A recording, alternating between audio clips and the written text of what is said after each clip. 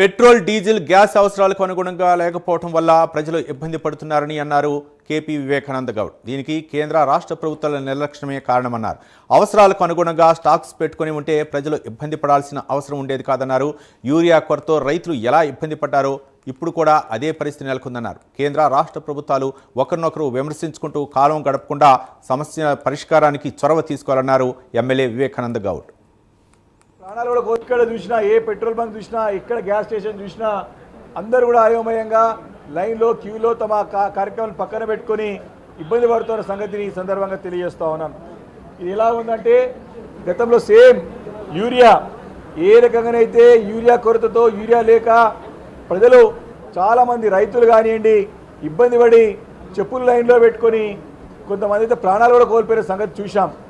దేశం మొత్తం కూడా యూరియా కొరత లేకున్నా తెలంగాణ రాష్ట్రంలోనే యూరియా కొరత ఉండే.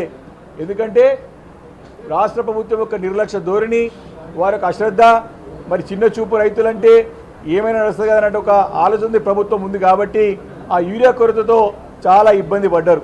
సేమ్ అదేవిధంగా ఇప్పుడు కూడా ఈ యొక్క ప్రభుత్వం యొక్క మరి కేంద్రంతో సమన్వయపరుచుకోకపోవడం, కేంద్రంతో ఎప్పటికప్పుడు సంప్రదింపులో ఉండి ఇక్కడ ఉన్నటువంటి పరిస్థితులని తెలియజేసి ఊహించి గ్రహించి స్టాక్స్ గురించి ముందే తెచ్చుకొని పెట్టుకుంటే ఈరోజు